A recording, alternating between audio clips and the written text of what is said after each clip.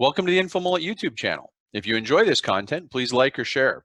And if you'd like to support the InfoMullet by becoming a mulleteer, visit us on Patreon. We appreciate your support.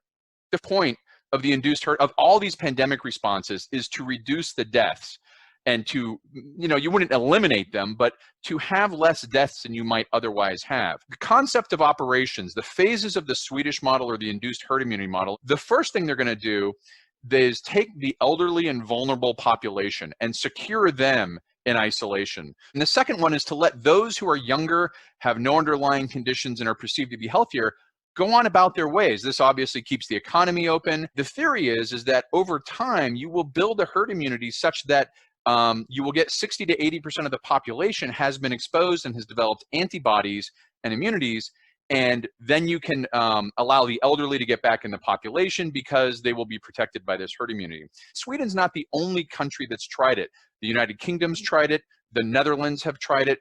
But Sweden's the only country that continues to do it, or a variation of it, and with good reason, because pretty much on everything you might look at, the induced herd immunity approach is sort of failing relative to other countries, and it's even failing on its own objectives. So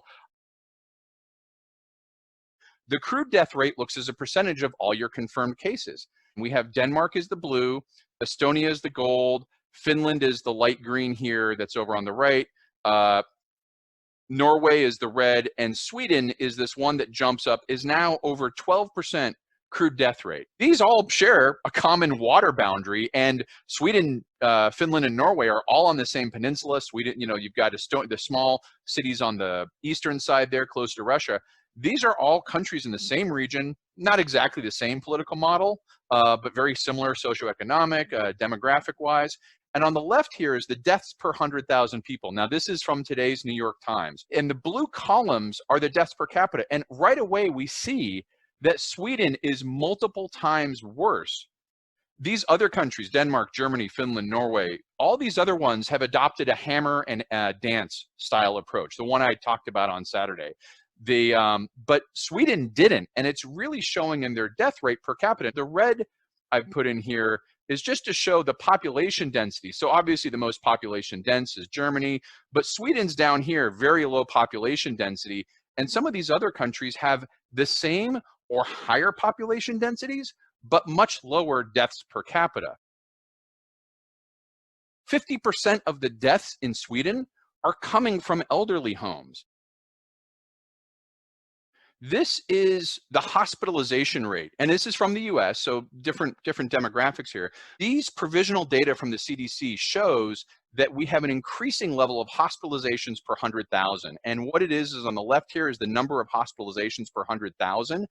The colors are the age demographics, so brown is 18 to 50, yellow is 50 to 64, green is 65 plus, blue is 75 to 84-year-old, and red is 85. Clearly, the older you are, the more likely not only to die you are, but you're ought to be hospitalized. But that doesn't mean these other lower ages, 50 to 65 or 18 to 50, are free of consequences. This argument in the induced herd immunity that the younger people won't suffer consequences is clearly not bearing out. And that's a problem with making assumptions about a novel virus that we don't know enough about.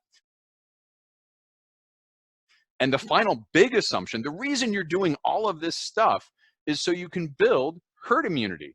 Herd immunity assumes that if you've been exposed to the virus, you're going to develop an antibody in sufficient volume that will protect you for a robust amount of time, a year, 5 years. There's no evidence so far that actually being exposed gives you a robust immunity. So this entire premise of the induced herd immunity model that Sweden is betting on is assuming that this novel virus will act as other viruses we've had.